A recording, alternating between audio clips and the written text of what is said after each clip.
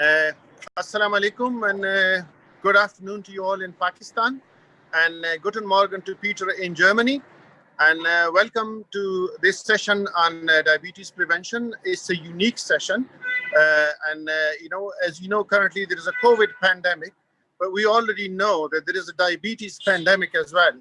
So I think it's probably the best time to talk about pandemic prevention. So, I wouldn't really delay you too much, but I thought I'll just say hello to you from Peshawar. And Dr. Zafran is going to take over from now, and he'll be running the rest of the session. Thank you very much.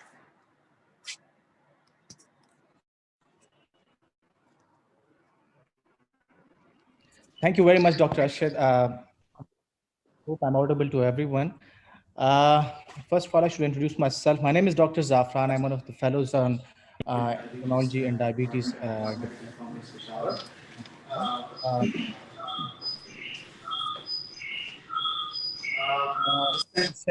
You all know that it is about diabetes prevention, and as Dr. Arshad explained, it's an era of prevention already. And why should we care about this session? The title is actually self-explanatory. Our main audience actually is everyone out there. It's not just endocrinologists or diabetologists. Everyone who can contribute to prevention of diabetes will be glad to have them. Most of us are not very fond of prevention when it comes to diabetes. Any disease for that matter, really. But I think we should listen to this session, and we have some of the best speakers, some of the pioneers when it comes to prevention of diabetes, both local and international. So I guess you should just grab a cup of coffee, sit back and try to listen attentively to this session. You will have the maximum benefit from this session, inshallah. We have two speakers, speakers when it comes to prevention of diabetes. We have who will be contributing to the session actually. Most of you would be wondering, why should we care? Like, you may have questions like, are there effective interventions available for prevention of diabetes? Why does pre-diabetes matter? Is there any cardiovascular risk associated with all of this? And do these interventions matter when it comes to long-term benefits of prevention of diabetes? So you'll be getting answers for all of them from our speakers and panelists, inshallah. And I hope it will be an absorbing and fascinating session. The pattern of this session is going to be like this. I'll be introducing the panelists first, obviously. This will be followed by the speakers. Each individual speakers will be introduced before their talk. And after the talk, we'll have 5 minutes for the audience, following the rules of democracy. And if we don't have any questions from audience, we'll be involving our panelists in question and answer session. This will be followed by the second talk. Again, introduction followed by a second talk, again 5 minutes for the audience, and that will be followed by 20 to 25 minutes of talk from the panelists. So without further ado, I'll be going on to my first speaker from Germany, Professor Peter Schwarz. He's an eminent speaker and has an illustrious career, particularly when it comes to prevention of diabetes. He is currently the Professor of Internal Medicine and head of the Department of Prevention and Care of Diabetes at the Technical University Dresden. He is PI of the Fusion Consortium at the National Institute of Health, USA. He has been the past president of 6th World Congress on Prevention of Diabetes. He is executive member of the Diabetes in Asia Study Group. Impressively, he has 252 peer-reviewed publications, 115 as first and senior author, with a total impact factor of more than 2,000. So I'll hand over to Professor Peter Schwarz. Thank you very much. So Dr. Zafran, thank you very much. This is a great honor for me to be invited and to talk at this meeting. Salam alaikum to everyone who is attending this meeting now. What I would like to do in the next 25 minutes is to convince you that it's possible to walk away from diabetes, to convince you that diabetes mellitus is a disease which has 20-25 years ahead a development of risk factors who finally lead to hyperglycemia. But if we would be able to identify the people at this stages of risk factors, we would be able to do prevention in the right way, or we would firstly be able to do prevention. And then I would like to go into some behavioral aspects, some policy aspects, and also some aspects regarding digitalization in diabetes prevention. My conflict of interest slide, I'm working with a lot of agency on the also from industry, but mainly on political level, on government level, to develop new strategies for diabetes care, including diabetes prevention into care. Here you see 540 people from Facebook. All the red ones will develop diabetes through their lifetime. And this is a projection I normally use for Europe. But if you would go to Pakistan, if you would go to your region, there would be many, many more red dots on this slide. So there is a big pandemic of diabetes currently worldwide. Everyone is talking about Corona, but actually Corona is pushing the diabetes pandemic. What we see here in Germany or in Europe is that due to the lockdown or due to quarantine, we have an increase in prediabetes and we have a 20% increase in newly diagnosis of type 2 diabetes. Due to behavioral change in lockdown, quarantine situation, the fear of Corona is triggering this. So this is a kind of projection, but there's a lot of hope on this slide, and the hope comes from the green ones. And the green ones, they live in the same environment, they do the same wrong things. Yeah?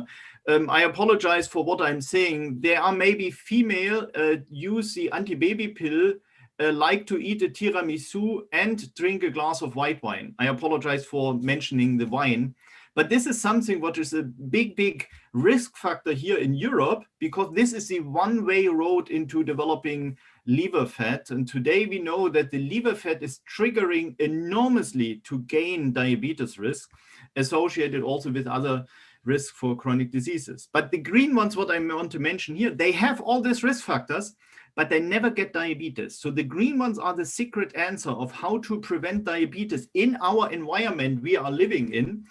But unfortunately, we are not able yet to differentiate the red from the green one. So we don't have the secret answer yet. But I'm very much convinced that the green ones, they perform a better self-management. They use the right tools. They have the right social support to be able themselves to prevent diabetes from developing. And what I later will discuss what I think what will be important in this field. These two numbers, in my eyes, are the true way of how to prevent diabetes. And if I would be in front of you now, I would ask you, what do you think? And we could discuss this. The answer is, if we would walk 10,000 steps every day from the age of 22, we would probably prevent any chronic disease from developing. So 10,000 steps is about 6 kilometers.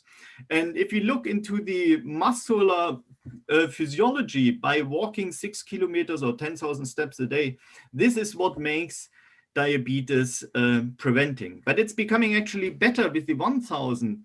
If a patient who has diabetes walks only 1,000 additional steps, and it doesn't matter how much he is walking normally, it reduces the postprandial blood sugar by 1.5 millimole. This is twice as much as 1,000 milligram of metformin are doing. So if we are honest, the true prevention of diabetes is not in our brain as diabetologists or in our prescription as diabetologists, it's in the muscles of our patients, if we would be able to motivate our patient to use these muscles. And I'm again in Europe. This 2,700 step is what the average European is walking per day. That means we are totally lazy. Everything below 5,000 steps on scientific level is counted as physical inactivity. So we could count that we in Germany on average level are physical inactive. And this is a disaster, and it's becoming actually worse. If I would ask you how many hours per day we are inactive, we are physically inactive, the answer is 23 hours and 40 minutes. That means we need only 40 minutes to walk this 2,700 steps. And even if we feel we are active the whole day, on the physical level, we are not. And this is part of the problem. This is actually a very dramatic part of the problem. And this is also a way to change something if we would be able to engage our patients to change. But the first step is we have to understand the pathophysiology, what finally is leading to diabetes or what is generating pre-diabetes. Many of you know the continuous glucose monitoring. It's a revolution in the diabetes sector. And what we see here is a young 26 years old nurse in one of our diabetes wards. And you see the green arrows, she's eating something, and the purple line is glucose. And you see a totally flat glucose curve. And 5 years ago, I would have said this is wrong, because we think if someone eats carbs, the glucose is increasing and insulin is released and then glucose is going down. Today, we know it's not like this. A person who is very healthy and is very insulin sensitive is not having an elevation of glucose. So is this what you see here is a healthy individual having a flat glucose curve. Now you see her father, it's also truly her father, and he's actually having a better A1C than the daughter. But you see also there's a totally different glucose curve. He's already in the morning, he is having some fluctuation before he wakes up, then it's breakfast, then it's lunch, then it's going down here. So he's not having any pills, he is not having any physical activity at this moment. Today we know, compared to the daughter, I jump one back, this daughter needs about only 1% of the insulin the pancreas can produce to regulate blood sugar, but the father needs about 80% of the insulin the pancreas produces to regulate blood sugar. And by the 80%, the pancreas often is coming to the boundary, and that's why this elevation of glucose starts. So the elevation of glucose is a sign of exhaustion of the beta cells. So if we jump into the future and think, what does this lead us to the treatment of diabetes, but also the prevention of diabetes? We have to change this. We have to cut high levels of glucose and we have to cut low levels of glucose. And this can be done with lifestyle intervention, but we also have to have in mind, we have to achieve this by using our drugs. And some of our diabetes drugs actually is increasing the fluctuation of glucose. So we have to be careful doing this in the future. But then let's jump deeper into the pathophysiology. What we know is there is diabetes is defined. Unfortunately, diabetes is defined in different countries or different regions in the world in a different shape. Before there is impaired glucose tolerance or impaired fasting glucose. Some people call this pre-diabetes. And before this is a normal glucose tolerance. And this is maybe 80 years of a patient life. And at a certain stage, glucose is increasing. And I just mentioned insulin, the insulin resistance, it's a blue curve. And if you see glucose is increasing here, it's about 20 to 30 years earlier, insulin is increasing. For example, someone is gaining weight, or someone, like I said, for the Europeans, is reducing physical activity, or someone is changing eating habits to a more unhealthy lifestyle. All these are triggers that he needs more insulin to regulate the blood sugar. But over a very long time, the blood sugar is still normal. And then there's a certain stage, and this is about the stage I mentioned with the father, where 80% of the insulin in a resting stage is needed to regulate blood sugar. Blood sugar is still fully normal, but then any increase in blood sugar cannot be compensated anything more with an increase in insulin secretion. And what is this leading to? That the beta cells over the next year starts becoming exhausted, and then the first beta cells stop working. And this leads to a degradation or a reduction of insulin secretion. And this reduction of insulin secretion finally triggers hyperglycemia. So hyperglycemia is a sign of exhaustion of the beta cell. And this is a sign after 30 years of pathophysiology of diabetes development. I mentioned also the proinsulin here. The proinsulin is a precursor of the insulin. And proinsulin is a very strong risk factor for the vascular endothelium. If you find this, it indicates a high stress of the beta cell.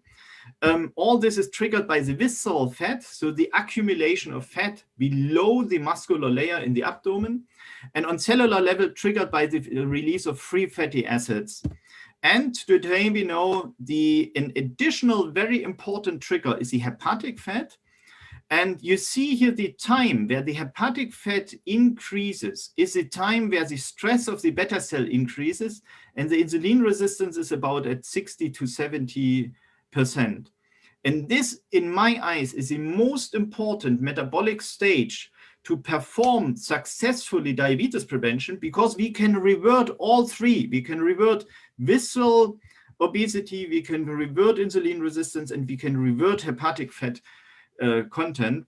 But if we miss doing this, the progression of diabetes will go on very fast. Here diabetes starts, here we diagnose diabetes. So we are coming very late if we want to treat the disease. We have to address this clinical paradigm to do prevention. And I mentioned it already, these two fat compartments, in my eyes, are the true trigger for getting diabetes.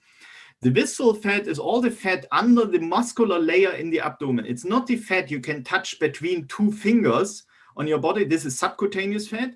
The fat below the muscular layer in the abdomen is the visceral fat around the kidney, around the liver, around the gut. Some people call it the omentum majus. And this fat makes us sick because it's producing more than 600 known hormones, and these hormones increase the risk of dementia, of depression, of metabolic syndrome, and diabetes mellitus. If you want to reduce this visceral fat, this is good, because with the reduction of visceral fat, also the production of this peptide hormones is reduced. And the only way to reduce the visceral fat content, it's not the eating habit, it's physical activity. Because due to the release of free fatty acids from the visceral fat, if they go to the muscle and the muscle is moving, the muscle is active, this initiates metabolic processes which finally lead to, we could say, burning or metabolization of these free fatty acids. And so there are less free fatty acids going back to the visceral fat, and step by step, the content is reduced. And by this, you can reduce about 80 grams of visceral fat every week. And this is very powerful. But it's worse if you talk about the hepatic fat. If you have about 90 grams of fat in the liver, and 90 grams, it's a handful only. It's a small amount. This makes you to a non-responder to lifestyle intervention. And this is bad, this is dramatic, because imagine you have a patient and you are able to convince him to change lifestyle, and the patient's really doing it, and he's doing physical activity, he's changing eating habit, but then he doesn't feel any response, or he doesn't see any effect, because he is non-responder because of the liver fat. And this is a disaster, because the patient is, or the person is losing the motivation. So we have to think about how we can place the hepatic fat in our concept of diabetes prevention. But the interesting point is, and I apologize for using this term, the sexy point is that we can diminish the hepatic fat. And what, if I would be in front of you now, I would ask you for suggestion how to get the hepatic fat away. Some people would make a joke and would say, we have to ask the surgeon to remove the liver, then also the fat is gone. But this doesn't work, but it's much, much easier. And it's fasting. If you fast for 2 weeks without eating anything, or for 3 weeks eating only 600 kilocalories, the hepatic fat is diminished completely. It disappears completely if you had around 100 grams of hepatic fat in your liver. And this is fantastic. Not only because the fat is out of the liver, because immediately the person is becoming a responder to lifestyle intervention, and this makes diabetes prevention effective. So in the future, I think this will become an important part of diabetes prevention. And you can imagine it's very difficult to convince people in Europe for fasting, because we, with our Christian habit, we totally lost the habit of fasting. But in your environment, in the Islam world, you have a habit of fasting. In many countries, the fasting is done in a not so healthy way if you eat so much at night. So, but if you stop this, you have the habit, you have the way of achieving this, and it's only 2 weeks. So this could be a very powerful generator of diabetes prevention in the future. Here you have 2 abdomens. This is pure subcutaneous obesity, subcutaneous fat. This is the visceral fat. And where the red arrow indicates this is the fat what makes you getting diabetes. And here you see the insulin signal transduction cascade, and all the insulin is docking to the receptor, and then you have all the proteins which are switched on. All the red substances block this process, and they come out of the visceral fat. So removing the visceral fat, reducing the visceral fat makes you getting healthier. Removing the hepatic fat is the fastest gain of health we can generate for someone. And it's not only diabetes, it's a common soil for diabetes and all the other diseases written down here. So this is what I think is the future in prevention. Prevention works. Science tells us that you see a list of a number of studies, and you see here how lifestyle interventions are successful in preventing diabetes. And these lifestyle interventions were done as we didn't know about the liver fat and its role. And they were successful in about 50%. And also drugs work to prevent diabetes from developing. But if you look at the lower line, in real life, only lifestyle intervention is really sustainably successful. It's not worth to give a drug for diabetes prevention if the patient is not changing the lifestyle. So lifestyle change is the basic ground of any activity for diabetes prevention. The old goals for diabetes prevention are those here: 5% weight reduction, less fat, less than 10% free saturated fatty acids, eat more fibers, and be physical active, 150 minutes more physical activity per week than you normally do. These are the general rules for diabetes prevention. And the Finnish study, the big prevention study, showed that if you implement none of these goals, 8 out of 100 people develop diabetes per year if they have a diabetes risk. But if you embed all 5, none will get diabetes. So this is a very strong argument for the success of a lifestyle intervention for people who adhere to these habits. And if we go back to the same pathophysiology again and look at what the studies have achieved, the big studies in the world done in the prevention field, they have lowered visceral fat, they have lowered insulin content and hyperglycemia, even in a high normal range. The Asian studies, they had a broader range what they have achieved. So they actually were, in my eyes, more successful in generating the success because they had a broader range of patients included into the study. And this is what I would suggest we have to copy for diabetes prevention. But this means we have to understand also the behavior of us, of our persons at risk. And if I would be in front of you, I would ask you who likes to drink a Coke. Maybe some people would raise their hand. Then I would ask who likes to drink a Diet Coke. And maybe even more people would raise their hand because we believe Diet Coke is the healthy Coke. And then I would say it's better to stop this. Why? You see 380,000 patient years on this slide. And it investigated if you drink 1 soft drink per day over 1 year, what does it make with your diabetes risk? If you drink water, nothing happens to diabetes risk. If you drink soft drinks, but it also means the industrialized produced orange juice, 43% gain in diabetes risk. The same, I apologize for the switching of the number, the same like the Coke is doing with 39%. The Diet Coke gains 60% diabetes risk. So how can this be? The Diet Coke, there's no sugar in, but how can this gain diabetes risk? And today we know it's a microbiome. By drinking a lot of amount of artificial sweetener, so you have to exceed a certain threshold of artificial sweetener every day. If you do this, it changes your microbiome. It allows the influx of 13 to 14 germs who love to eat artificial sweeteners, and they overgrow your gut. And this takes 2-3 days to achieve this. And they increase your diabetes risk. There are experiments where we have taken stool samples from a human and implanted it in the gut of a sterile rat. And it took 3 weeks and the rat got diabetes. So this is fascinating, but horrible, because we as physicians often convince our patients to say, okay, then if you want to drink a Coke, take a Diet Coke, and we make the situation worse. In Germany, in an average supermarket, 37% of the products contain artificial sweetener. So this is maybe a bigger problem in Europe in the moment than in your region, but it will come and the risk will be exactly the same. And it's actually getting worse. It's a study which is about 1 year old, and it shows if you have this change of microbiome, This different microbes or bacteria, they produce a certain species of fatty acids, and this fatty acids makes you getting diabetes, or make you to become a non-responder, for example, for physical activity. And this is what I have meant in conjunction with the liver fat.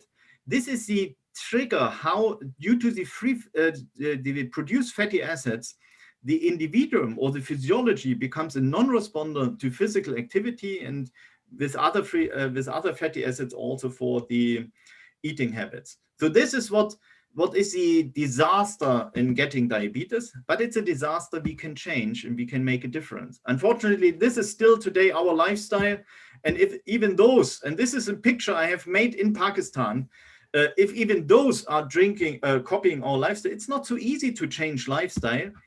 And this is shown with this slide. If we have a patient with infection or cancer, they follow us as physician, what we recommend them. If you have someone with diabetes risk or obesity, we as physicians are out of the game for the patient to change lifestyle, but because the peer group is there, other patients, the family, people at work, they are more important for the lifestyle of the patient than we are as physicians in recommending the patient what to do.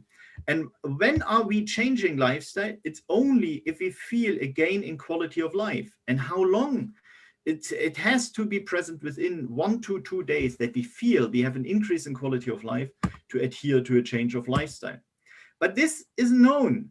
And this is a standardized model of behavior change we have developed in a large European initiative. And this shows you the techniques you can use as physician in talking to your patient to move the patient from one stage of readiness to change behavior, from motivation to action to maintenance. So there are certain behavior techniques you can use, like motivational interviewing, reflective listening, to help your patient to move him through the process to finally adhere to a more healthy lifestyle. How to find those people who have an increased risk? There are tons of risk scores, tons of techniques available. And using our pathophysiology again, this shows you what techniques in different stages of hyperglycemia you can use to test for diabetes risk, like risk scores, 1 hour glucose, A1C, fasting glucose, and so on. There are standards in diabetes prevention worldwide. Most of them come from the IMAGE project. And it says we need standards written down for using in diabetes prevention. This is a toolkit, take action to prevent diabetes. But we also need education for healthcare professionals. This is the prevention manager in our eyes, doing a training curriculum to become prevention manager. The toolkit as practice guideline for diabetes prevention is made for physicians, but also for politicians, to build a policy for diabetes prevention in the state. And it goes step by step through this process, at the end coming to a point how to change behavior and how to make at the end a difference for the person at risk with a more healthy lifestyle. You can download this freely in English language to use in your environment. The training of the prevention manager, it's an 8 days curriculum we are using in Europe, where the people learn how to motivate people, how to tackle the person at this stage of readiness to change lifestyle, and step by step guide him through to change the lifestyle process. For some people it takes longer, for some people it is fast, and digitalization today can help there a lot. The standard concept of how to do diabetes prevention, it's shown a little bit here. We adjust the intensity of activities based on the risk the individual has. So as more red your risk is, and this is maybe already in newly diagnosed diabetes, as more intense the intervention will be, but all people get a program of basic physical activity. The final message is prevention must address the need of the individual, not the need of the physician, not the need of an administrator. It 120% has to address the need of the individual. And this is where we have to change a little bit our mindset as physician. And here's a concept, a three-dimensional room, where we adjusted how sick is someone, in the second dimension, how ready is someone to change lifestyle, but also what are the very individual needs for the person. And in this three-dimensional room, we can position every person. So there are 36 stereotypes of people with diabetes risk. And the idea is, if we now can also adjust any intervention into this room, we have a match between stereotype of diabetes people with diabetes risk with the right intervention to them. And now imagine there are a lot of digital tools available for in all our hands. If we could use this information for diabetes prevention, would be fantastic. And the idea how to do this is, we call it the competence toolbox, where we are positioning the patient or the people at risk in this three-dimensional room. We use digital information from glucometers, from smartphones, from pedometers. We call it risk stratification. And then we have 100 different kinds of interventions. And based on the information we have gained, we identify what are the right interventions for this individual. And if this intervention is now available for this intervention, so the accessibility is good, then we have won the way of embedding or implementing diabetes prevention. And here I want to make a hit to show you again how lifestyle is able to reduce A1C and all the other diabetes drugs, but finally how digital interventions are able to reduce A1C. And you see here, there is a significant reduction of A1C by younger digital tools, and these are smartphone apps. And there are more than 10,000 good smartphones apps available, but there are only a few who are really able to support lifestyle change for an individual with diabetes risk. But if they achieve this, if they are good in achieving this, they are able to be as good as a normal lifestyle change. And why? Because they support the individual to change the lifestyle.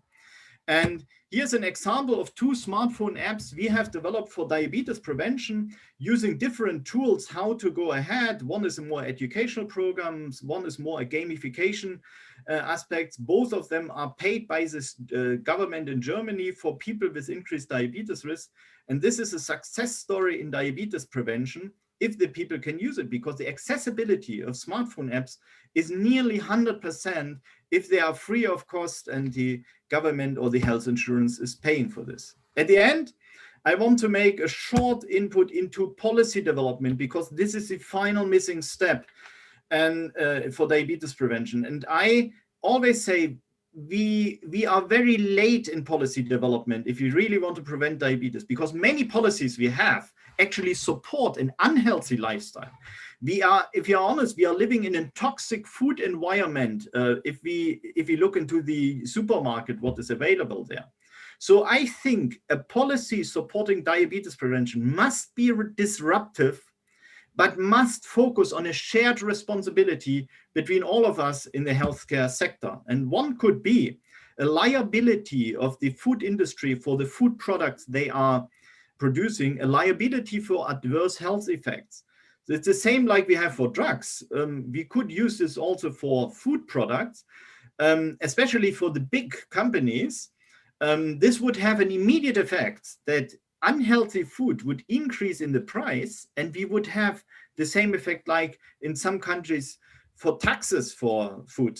The next would be traffic light food labeling.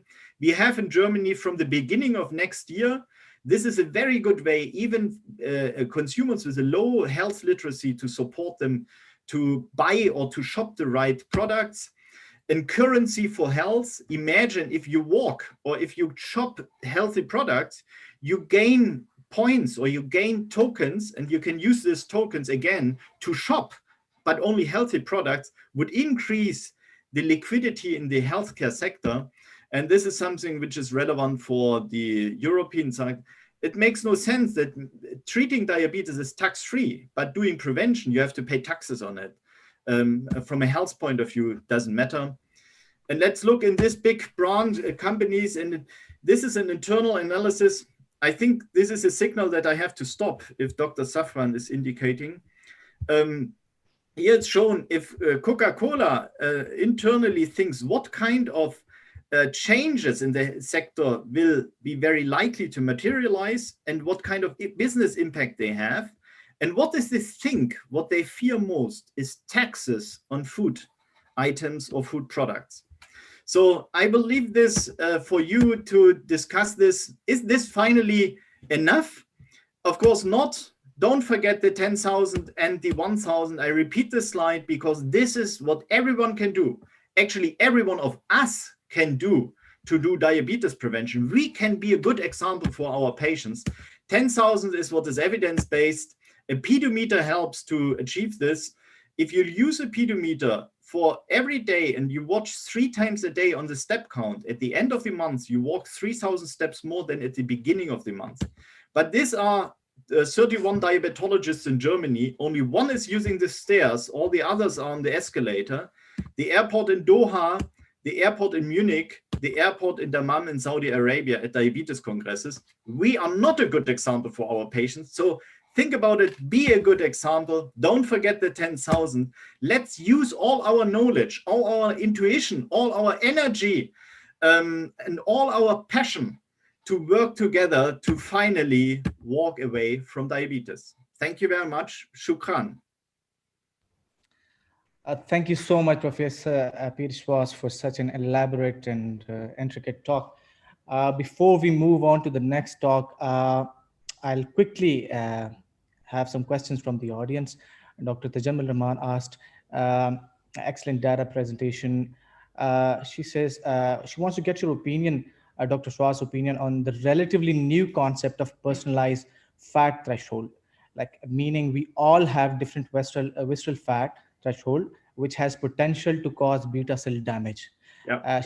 This was observed in a nurse health study published in New England Journal, where investigators observed that even modest rise in BMI from 21 to 24 resulted in 4 times increased risk of diabetes compared to those who maintained a weight.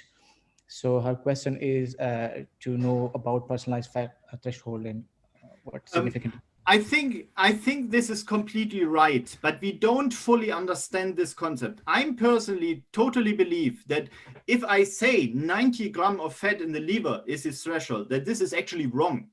For some people, it will be 70 grams. For other people, it's 150, but on average, it will be the 90. And knowing this individualized thresholds, and it's not only fat, this is also response to physical activity, response of the microbiome, will be the evidence-based answer for successful diabetes prevention. And this will be the research input. But if you think this is important to gain evidence for policy development, for public health strategy development for diabetes prevention. So on a scientific level, it's important to understand this, it's important to investigate this, and I'm 100% sure that these individual thresholds exist. If we jump onto the policy and public health level, I apologize for what I'm saying, then it totally does not matter. We need to have a concept what the people easily understand. And one of those concepts is walking 10,000 steps a day. One of the concepts is if you fast for 2 days, for 2 weeks without eating anything, the liver fat disappears. Yeah. At the end, this is also not true, because if you have 200, 250 grams of liver fat, you have to fast twice to make it totally disappearing. But making the message easy for the community, for also people with a low health literacy, is important to encourage them to change. So on one side of the answer, I totally agree with the question. These thresholds on very individual level exist. But if we think about public health and policy, we have to make the communication and the messages easy. And if we then communicate and said, yeah, everyone has a very individual level and so on, this actually often demotivates people then maybe to act. That's why I'm very pro to make the message easy for the community. Okay. Now we myself, I don't see anyone else. Dr. Safran is back. Yeah. So we have another question from Dr. Raza Saeed Abbas. This will be the only other question that we'll take. We'll do the others for later. He said, excellent talk. Do we have data on correlation between type 2 diabetes prevention and NASH? Yes. So, Type 2 diabetes prevention and NASH not. There's one study. It's actually a study in Germany. It's a pre-diabetes lifestyle intervention study, 1,300 individuals, where we do every 6 months a full body MRI with MRI spectroscopy. So we get exactly the amount of gram of fat in epicardial fat, liver fat, pancreatic fat, and so on. And here, the people get an intensive intervention for diabetes prevention with physical activity and lifestyle counseling. And we see that the response to certain activities helps them to reduce maybe 40% of the liver fat. And there is a small group of people who have a very, very good response. And these are those who, by accident, I must say, fasted. And intermediate are those people with an intermittent fasting protocol, and there are different intermittent fasting protocols. So this is the only study I know investigating liver fat, NASH, and diabetes prevention. And the study will go on for 12 years. And we are just on the way now to publish the 3 years result. Thank you so much, Professor Schwarz. We'll quickly now move on to the other talk. That is by Professor Dr. Abdul Basit. We all know him. He is an institute and a brand for himself. He's a pioneer of diabetes prevention in Pakistan. Currently, he's also working on many other projects relating to prevention of diabetes. Professor Dr. Abdul Basit is a director, Bakai Institute of Diabetology and Endocrinology. He is professor of medicine, Bakai Medical University. He is Secretary General Diabetes Association of Pakistan, DAP, WHO Collaboration Center. He is founder member of Pakistan Endocrine Society, and he is also the former chair of IDF MENA region. Professor Abdul Basit has more than 150 research papers to his name, and now I'll ask Professor Abdul Basit to start his presentation. Thank you. Thank you, Zafran, for kind introduction. Thank you, Peter, for honoring us with your presence. My job is very easy to just talk of lessons learned for prevention and practice of diabetes in Pakistan. This was a landmark forum developed in 2014, Pakistan Diabetes Leadership Forum from IDF, WHO, World Diabetes Foundation, Ministry of Health Pakistan, Diabetic Association, 1st of 2nd January 2014. And we had 4 keynotes of PDLF, capacity building, primary prevention and awareness, policy planning and advocacy, and diabetes care program at national level.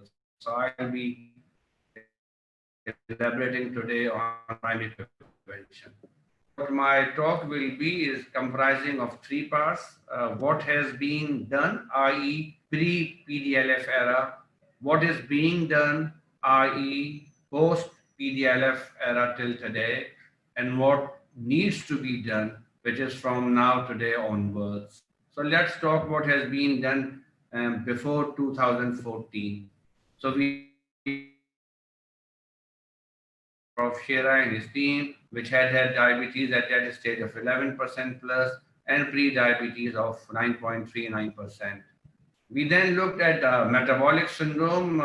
Peter, you would bear me out, many senior colleagues will also, that it was the days and era when we used to talk of metabolic syndrome with polyfactors involved. And in Karachi, having a population at that stage which was screened of 700,000 people, 85,000 households, we had metabolic syndrome of 49%.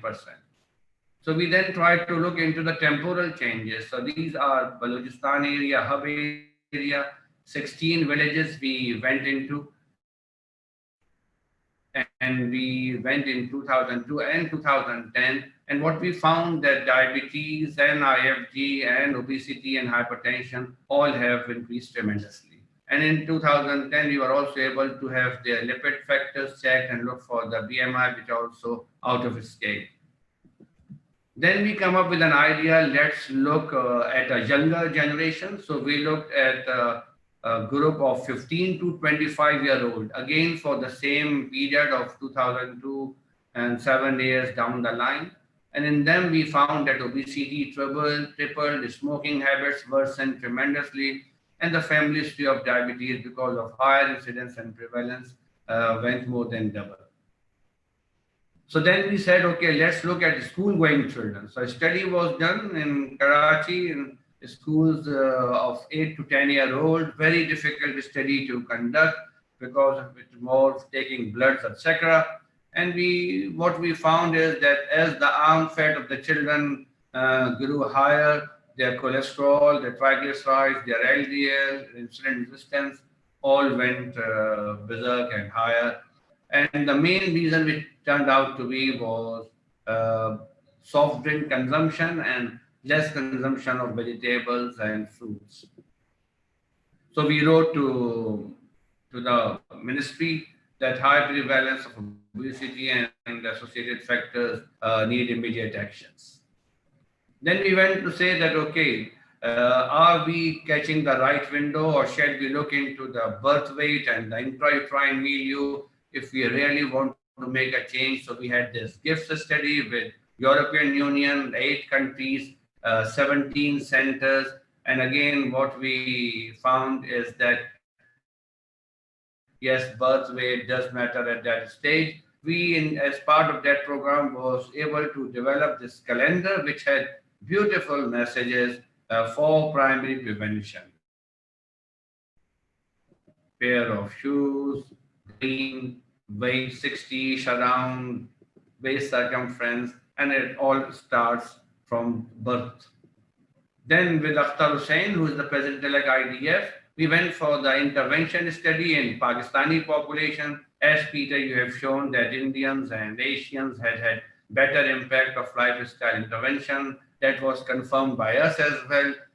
We had a 71% risk reduction in our study population of more than 1,700 subjects. And then came Dresden, and your dedication and commitment, Peter, that we shall have World Congress on Prevention of Diabetes and its complications. And in your website at that stage, which was Who is Active in Diabetes Prevention, I wrote this from Pakistan perspective. In 2012, then we developed this rapid score, much on the same lines as the fine risk or OSC risk, but it was very simple, user-friendly, as Peter highlighted for the community. It has to be very simple, clear messages. So this was a very clear message of rapid score, only 3 questions. If you score 4 and more, you develop or are at risk of developing diabetes. So it takes 30 seconds to find out your score. And then in 2013 in Melbourne, Australia, I had a chance to be part of the IDF steering group to develop a global risk score. And here I must say the limitations that we faced because of ethnic and environmental and geographic differences, that we were not able to come up with a global risk score. So this was done pre-PDLF, and then came the era, which is from 2014 till today. What is being done now as far as primary prevention is concerned in Pakistan? So this was the PDLF. You can see our beloved legend of diabetes, late Prof. Osama Ishtiaq, Society, Jamal Ghaffar representing PIMS, I at that stage representing bile. And these are some of the glimpses. Adil Al-Sayyed from Egypt, and then Arshad Hussain from Norway. And then it triggered quite a few activities. One of them was the National Diabetes Survey, which was second survey involving the Ministry and Pakistan Health Research Council. And Atlas in 2019, the IDF Atlas acknowledged the data, and we are now unfortunately the 4th in the world as regards diabetes population, with 19.4 million diabetics. And if this continues, we will be jumping to 26 million by 2030. And unfortunately, we will become 3rd in 2045 if the same continues. So this is something we need to worry about. Almost the same study was done by Professor Amir group with Pakistan Endocrine Society, having a prevalence of 16% plus they use HbA1c as the diagnostic criteria. And so in the same study, we are now having almost 9 papers published, out of it hypertension, obesity, dyslipidemia, smoking, all making guarantees or high numbers. So what we need, number one, is dedication and commitment. Peter, you honored us by your presence in Pakistan. So what we need or what is being done in Pakistan for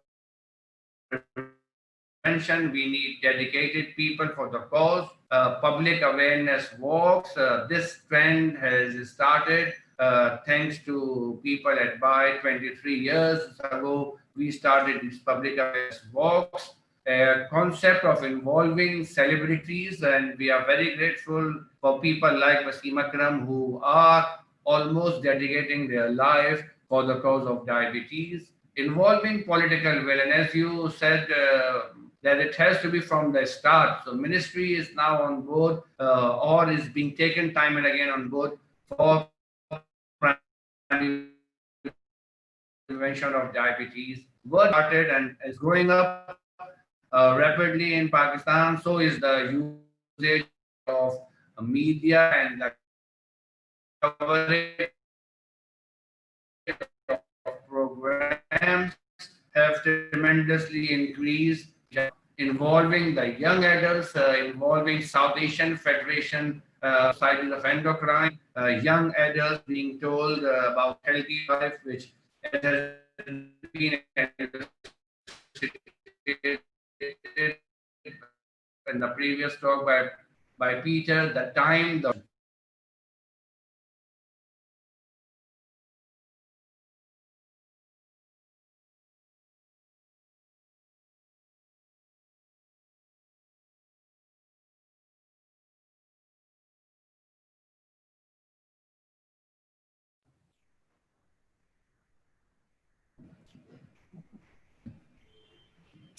Hello, can everyone hear Sorry me? about this. I think it was a technical glitch, but I'm here now. Can you hear me, Zafran?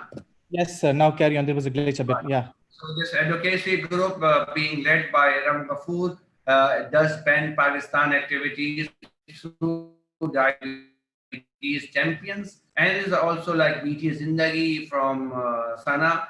In 2010, we gave the concept of National Association of Diabetes Educators of Pakistan.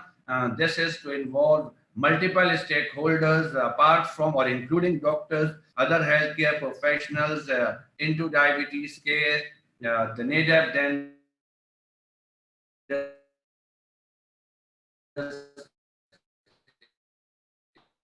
international conferences from 2015 onwards, involving so that we have international colleagues who support us with these activities. We developed a website in 2016, and it was named Stop Diabetes in Pakistan. Unfortunately, only 3 days ago, I realized, and my IT team informed me that we have now, in the last 3 days, because of non-availability of funding, have not been able to revive it or to restart it, but perhaps this is something we'll be doing again in the near future. Diabetes Stop program by Professor Amir and his group in KPK has been a tremendous success, involving again the political will, the government support. This is what he has done, is having the billboards, massive billboards, I must say, on the highway leading into the towns. And one of them here, which is not very clear, unfortunately, is again showing the rapid score a bit differently in Urdu. Aapki umar 45 saal hai, motapa hai, family mein diabetes, almost the same, but it is like for public awareness, for primary prevention. So this much has been done up till now. I must admit here that realistically, it doesn't sound that too much of work has been done, especially when it's talking of millions of people developing diabetes. But on the other hand, we are optimistic, and we are hopeful that if we continue, especially working with concerted involving multiple stakeholders, that we may be able to achieve not as what has been achieved in places like Germany and Finland. That may not be possible in the near future, but because the burden here is tremendous, so the change, even if it's a small change, will have massive or tremendous effects. So what needs to be done is my final few slides, which is from now onward, what shall be done. And I'm very grateful here, I must admit, to Professor Khurshid Khan, who is the president of Pakistan Endocrine Society, and other colleagues who decided in the last council meeting that we shall roll out a national program, primary prevention program at a national level, Pakistan Diabetes Prevention Program.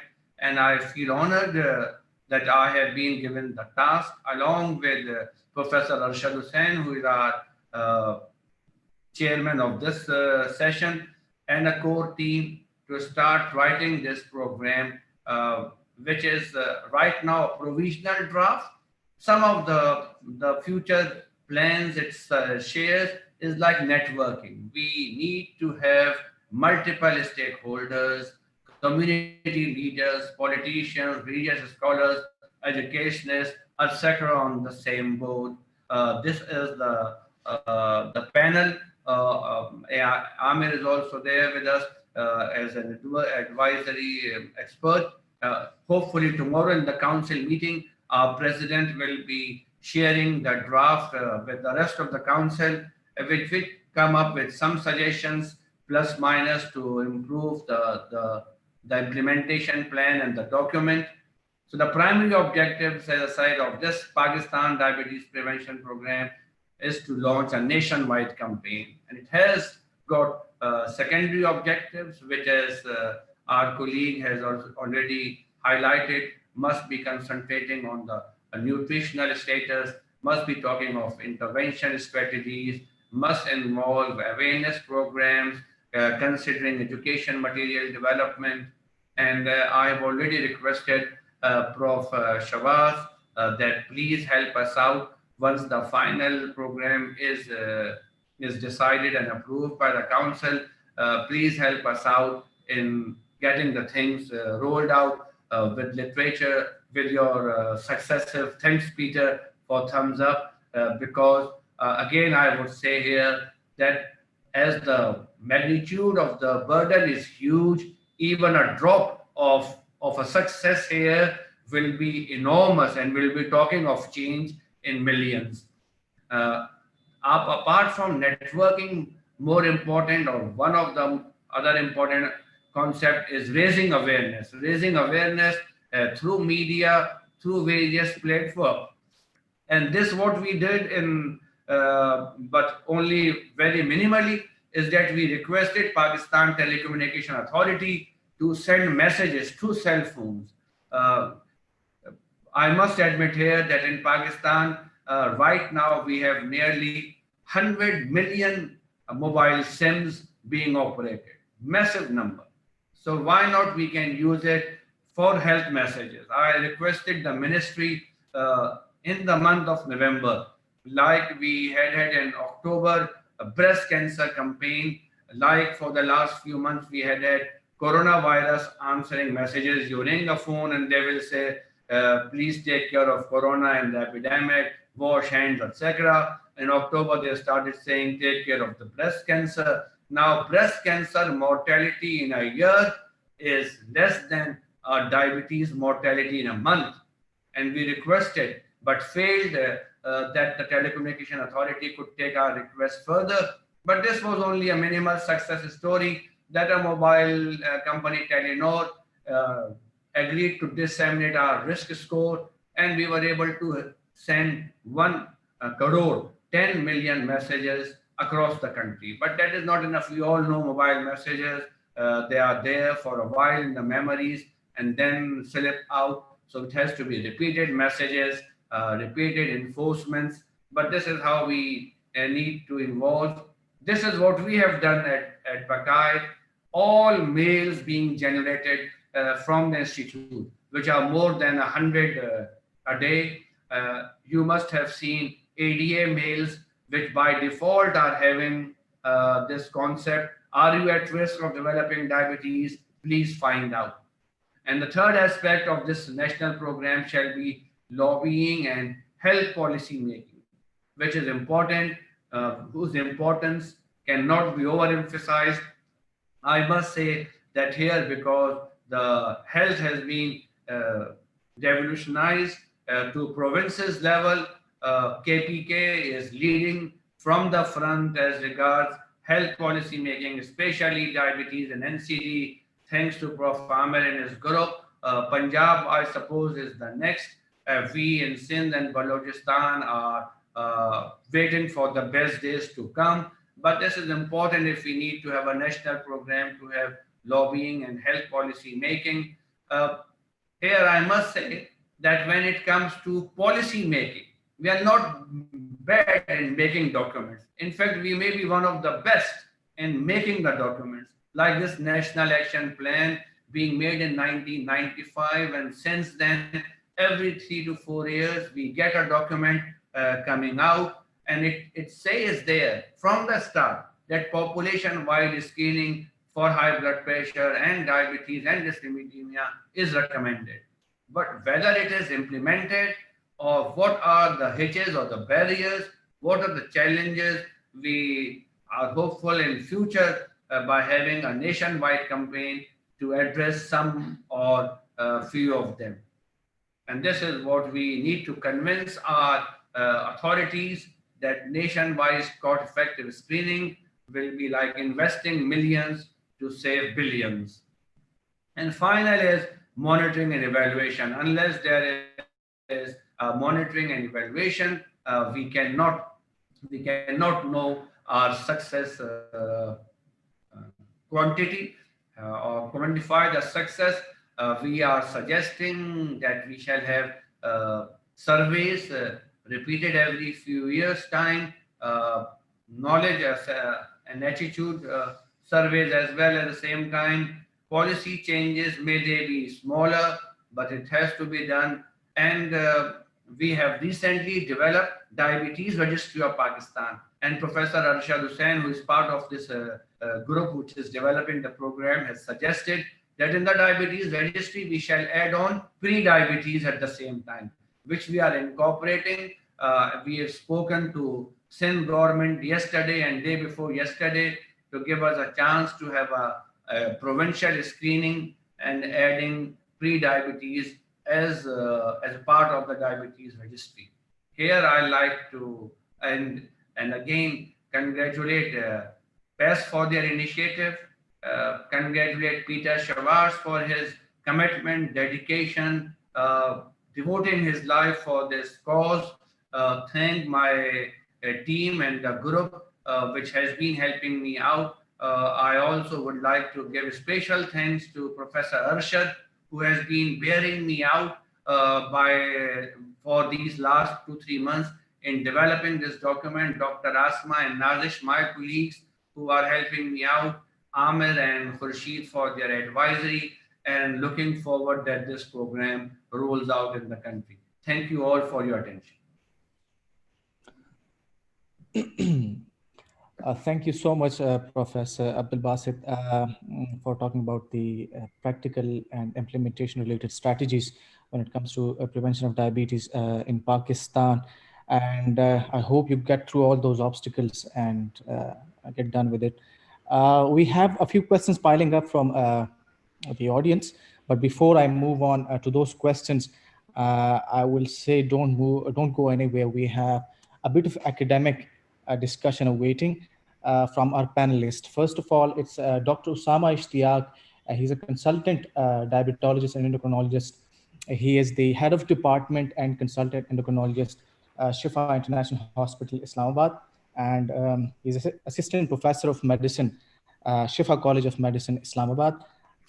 He's administrator and project manager at Park Medinet, Pakistan's first largest a database of Pakistani medical journals and drugs. The next panelist that we have, young, enthusiastic, and at least my impetus for when it comes to prevention of diabetes, Dr. Tahir Ghaffar. He is also a consultant diabetologist and endocrinologist. He is assistant professor, diabetes and endocrinology, Hyderabad Medical Complex, Peshawar. He has 20 publications to his name at this young career. I welcome both of them, and I'm so thankful that they are here to guide us through this session further. Before we ask our panelists to be involved, I'll just ask a quick questions from the chat box. It was asked by Dr. Umar Yusuf Raja he says, he's addressing this question to Dr. Schwarz. He says, excellent talk. My question is about political power of big fast food companies by paying tax and lobbying government not to apply tax on sugary drinks and high fat food. What are your thoughts about that, and how can we tackle this? This question is for Professor Schwarz.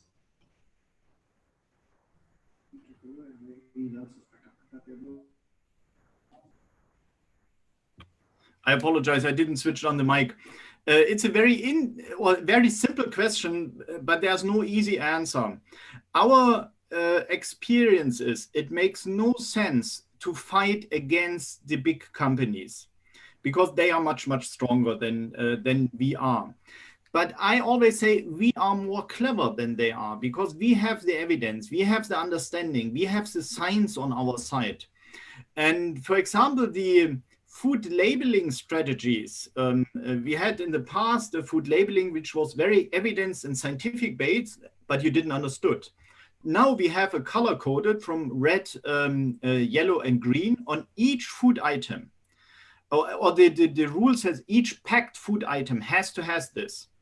And this is something which was additionally installed. So the industry has to follow it because it's now a law. And immediately the people see in the supermarket, is it a healthy product or not? So you still can buy the unhealthy product. Yeah, and there's also no big difference in price, but you see it immediately. And this makes a difference. And I don't want to say that the industry is bad, but if they see there is a strategy like the food labeling, then they also change because then they say, okay, if we see the consumer is buying more green products, then we produce more green products. And immediately we have at the end, the industry on our side. Of course, there are companies who are more aggressive and who will not follow this, but this is what I would suggest, to use the power in politics we have and to use our cleverness to push the industry into the right direction. And at the end, make them following us, and then we will gain a lot. Thank you so much, Professor Schwarz, for elaborating that. Dr. Osama Ishtiaq, if you have anything to say or ask, please share your thoughts with us. Yeah, thank you, Dr. Zafran, and thank you for the session. And I would like to congratulate Dr. Schwarz and Dr. Abdul Basit for their excellent talks, especially Dr. Schwarz for good pathophysiological mechanisms of development of diabetes, as well as some motivational talk for us as well as for our patients to what they need to do to prevent this diabetes, as well as the risk factors that are associated with it. I would like to, I've seen a lot of recently some patients who have a normal BMI, but they are actually undergoing developing pre-diabetes. So I have a question from Dr. Schwarz. What do you think in the patients who have a normal BMI, they are dwelling a pre-diabetic state? What would you think, what advice we need to give to them, whether they need to lose weight a little bit more, or they have something, or should we start a drug on drugs to them to prevent this diabetes? I would like to give a clear answer. I would investigate how much liver fat they have, because we have about, I would say 15% of our people in the program, they are slim, but they have a severe insulin resistance. And I would say from this 15%, 10%, so 2/3 are coming because of liver fat. So these are slim people who have a higher liver fat content, but it's not as high that you see it in an ultrasound. If you do an ultrasound, you see liver fat if it's exceeding 300 to 350 grams. So I talk about smaller amounts of fat. And even if it may sound obscure because this person is slim, I would make her fast for 2 weeks, because then you can be basically sure that the liver fat is gone. And I think then this person does not need any treatment anymore. And I would like to use this short response to one question in the chat. We have seen remissions of newly diagnosed type 2 diabetes by fasting. And this is excellent. And so if we try to incorporate this, that we say, okay, there is a liver fat, and this can be a significant precursor, processor for diabetes risk. If we start making the liver fat disappearing for our patient, then it's much, much easier to treat, or maybe even there's no necessity to treat. Can I just add on, Peter, what you said is that with Arshad Hussain's papers from Bangladesh and Mohan's group from India, we in our parts of the world are not seeing diabetes with obesity only. What we are seeing diabetes is also with normal weights. And as you said, one is to look for the hepatic fat. What we found in our intervention study is that Osama lifestyle still is the best. Even we tried one group with lifestyle and metformin, and you won't believe it that once we started these people on metformin, their weight increased just because they had a concept that they don't have diabetes and still taking oral hypoglycemic, so they ate more, their weight increased and diabetes started.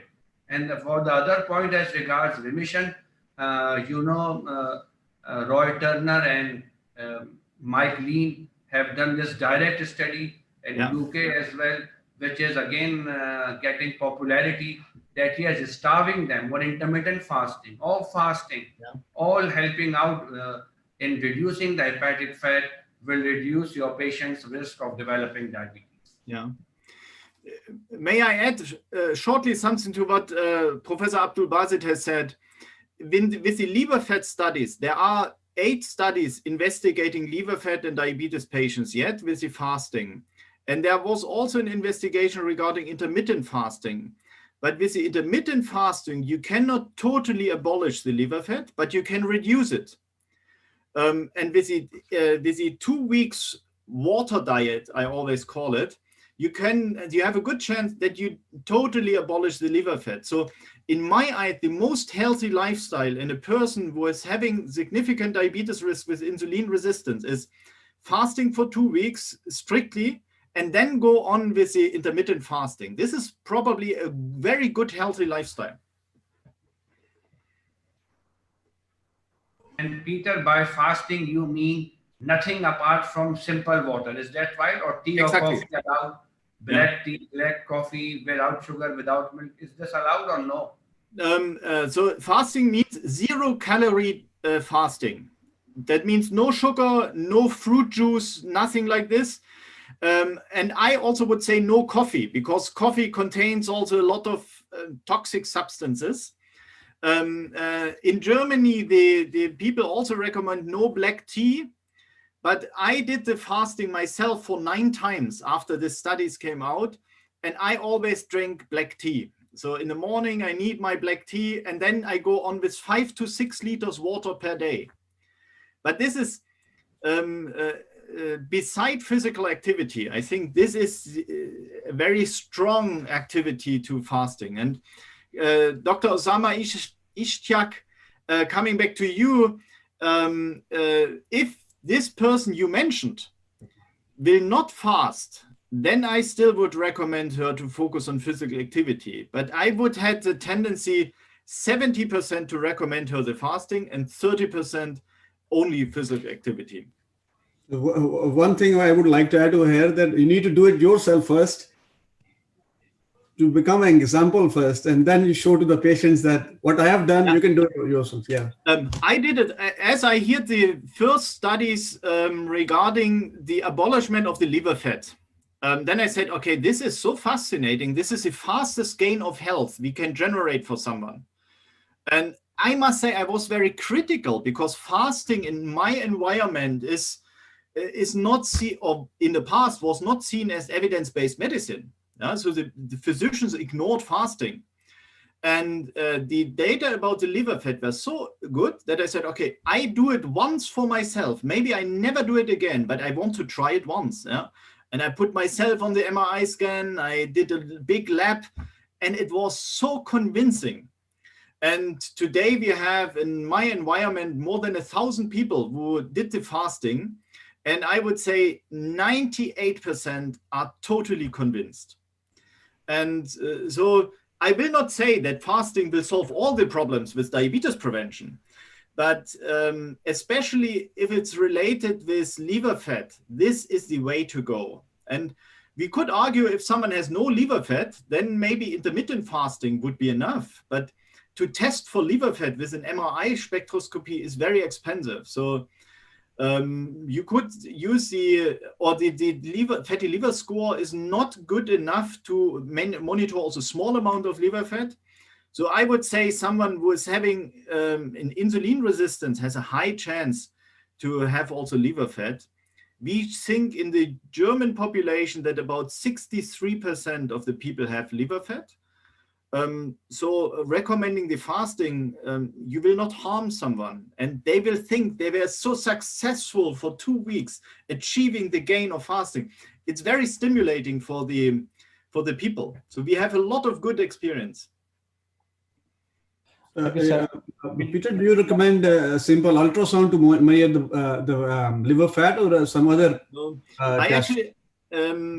There is no good technology to diagnose small amount of liver fat.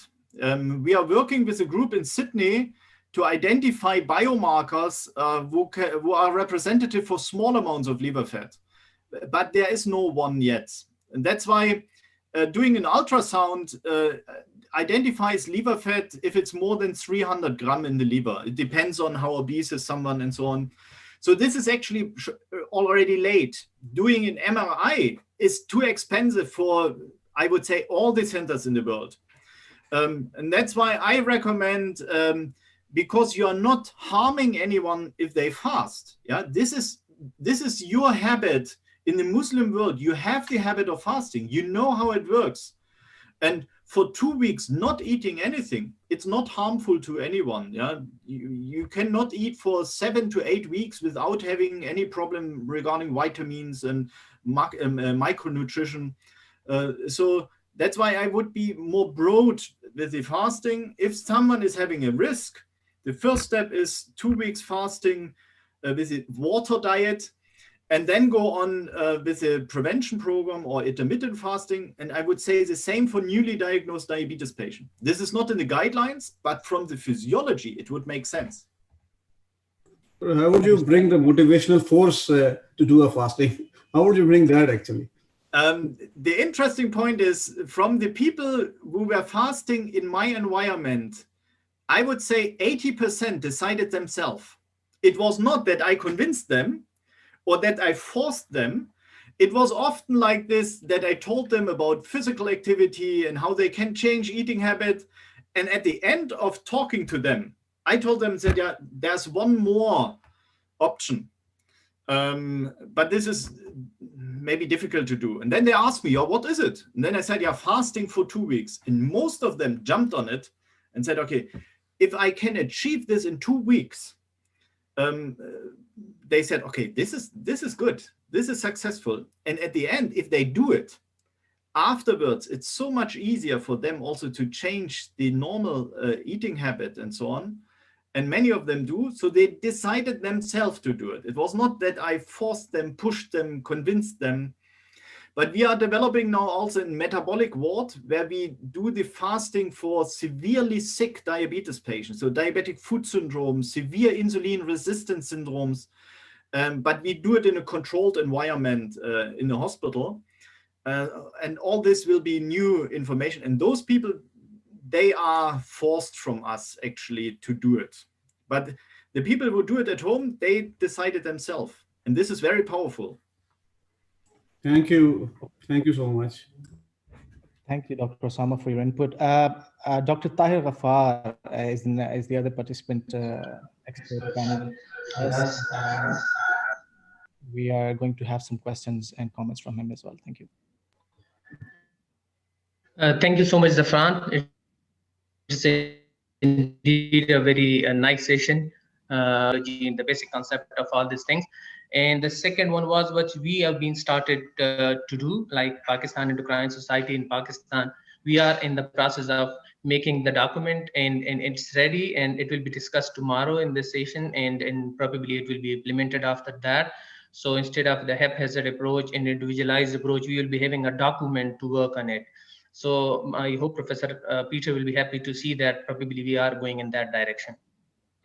Now, I have 1 to 2 questions. As discussed, the direct trial by Professor Mike Lean that has seen significant effect for those who are having 15 kg weight loss, having almost 80%, and 10 kg weight loss, we are having almost more than 60% remission of the diabetes over 1 year. It seems that this is a dose-dependent response. The more you lose, the more beneficial you are. But along with the diabetes, there are other factors which are also in control, like steatohepatitis, the cardiovascular benefits, is the ADA already recommends 5 to 10 kg weight loss.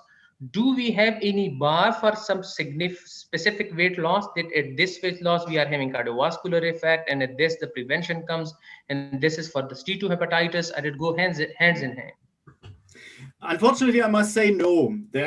It a little bit goes back to the first question which was asked, with this individual threshold for risk. And I would use the same argument. There's also an individual threshold for reducing the risk. So some people, imagine someone is 100 kilogram, and is newly diagnosed with diabetes, he may already with 10 kilogram weight reduction may have a remission of diabetes, because he was at 90% exhaustion of the beta cell secretion. But someone else who is maybe already over the 100, he must reduce 25 kilogram. So this is very individual. And it's not only the weight reduction, because the weight reduction is influencing insulin resistance, it's influencing inflammatory processes and so on. And then it's also the composition of fat. Is it subcutaneous fat, visceral fat, and hepatic fat? And as more you can reduce visceral fat and hepatic fat, as better the effect is. So if you would construct someone who is having 5 kilogram of visceral fat, and he's reducing body weight, but he's still keeping the 5 kilogram of visceral fat, I would say he would not have an effect. But any kind of weight reduction will go along with reduction of visceral fat if there's physical activity included.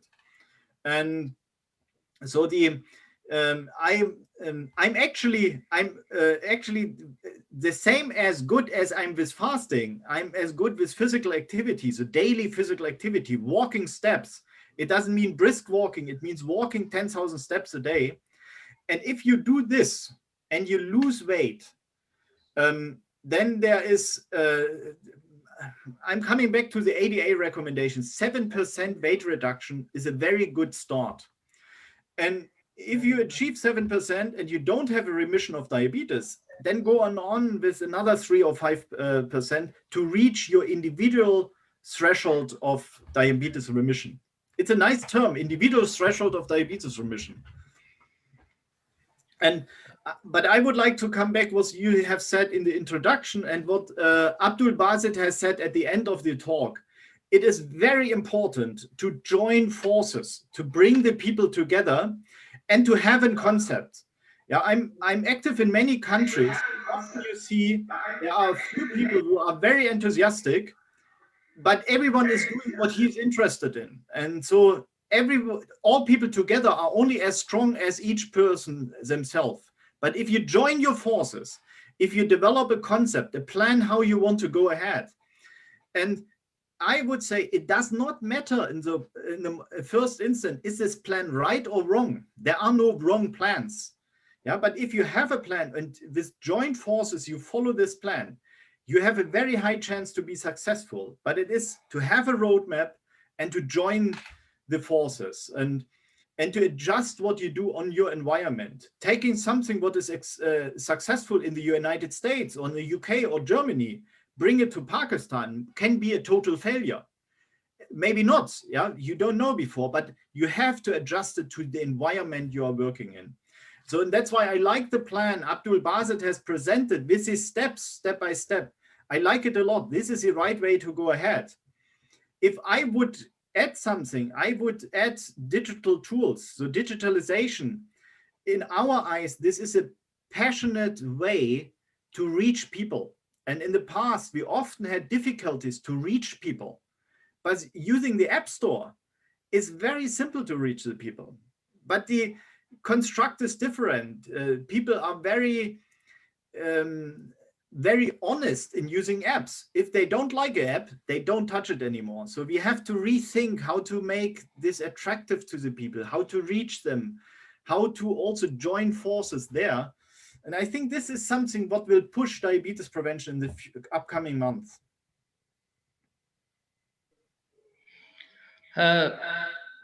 Now, the second thing is, as we know that the main theme is to bring the weight loss down, do a weight loss, that will be accompanied by the diet and then with the exercise.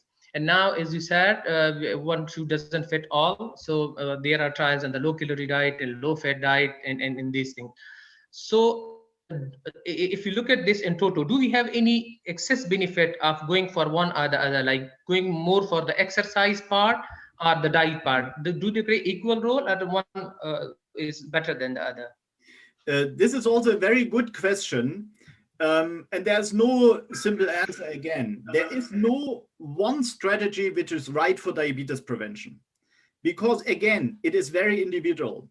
And maybe the best way to answer this is how we do it in my environment. If there is a patient who said, no, I totally don't want to change my eating habit. Yeah, because eating means family, means socializing for me. I don't want to change this. But I may be able to change physical activity. So then I only concentrate with him on physical activity program. I don't call it exercise. I call it physical activity program.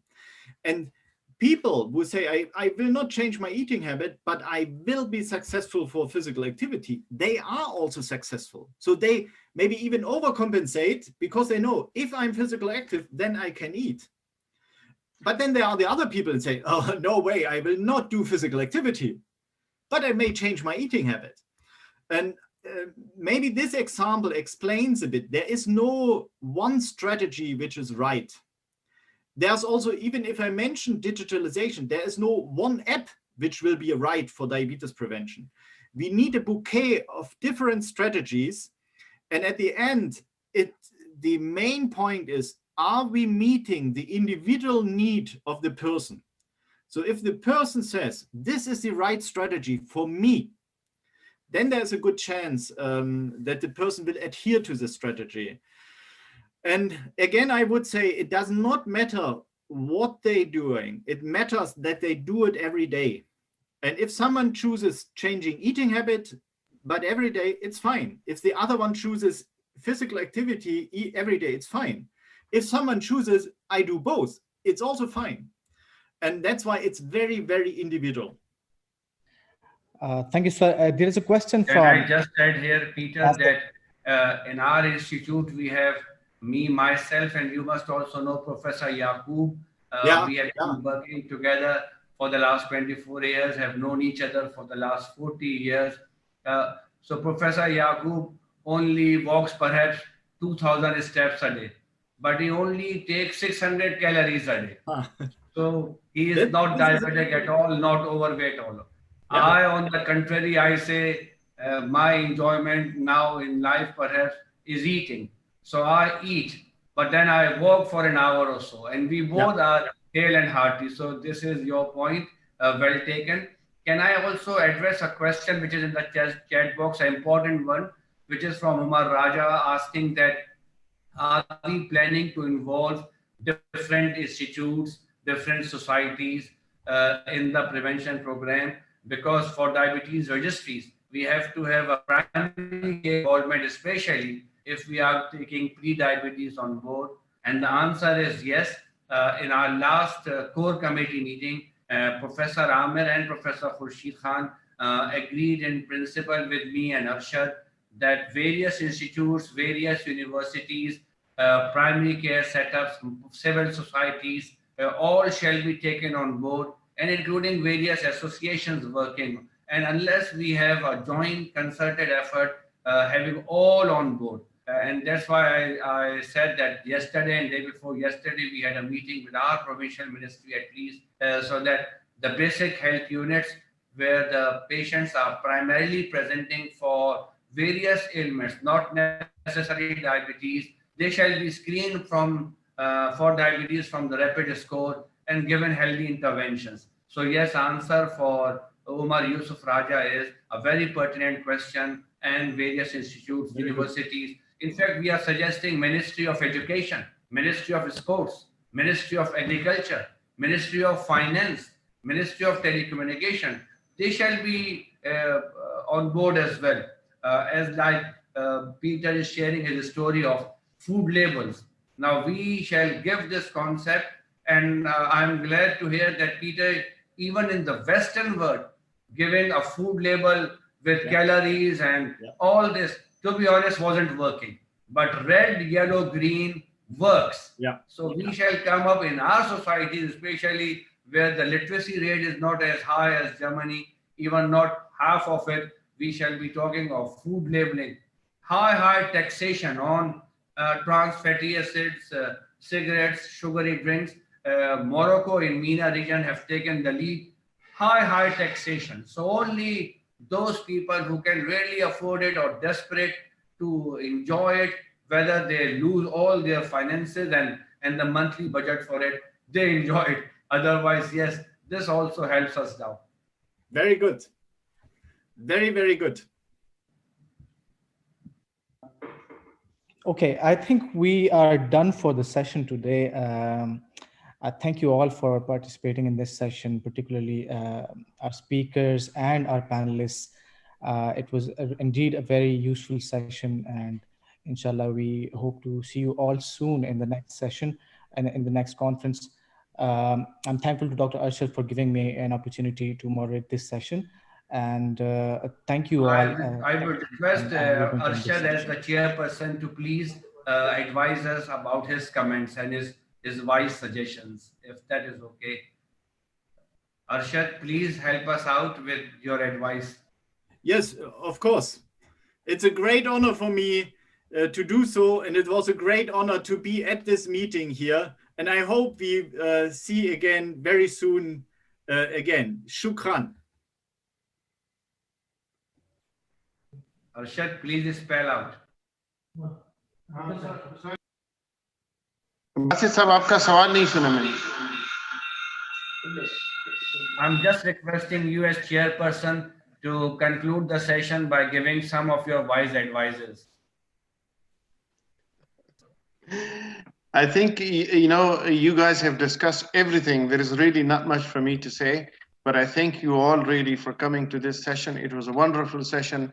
And as you have already mentioned, I think, you know, Peter is the expert on prevention as well. And I think, you know, we should be consulting in our program. We should be taking advice from him, really, how to improve on our, you know, primary prevention program.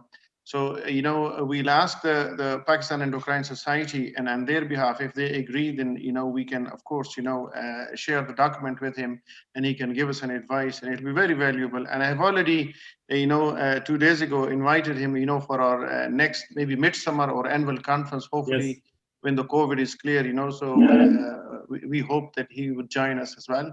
So really, as such, there is nothing else. Peter.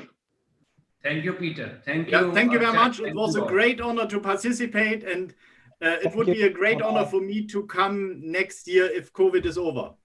Thank you. Thanks a lot. Bye-bye then. Bye. Inshallah. Inshallah.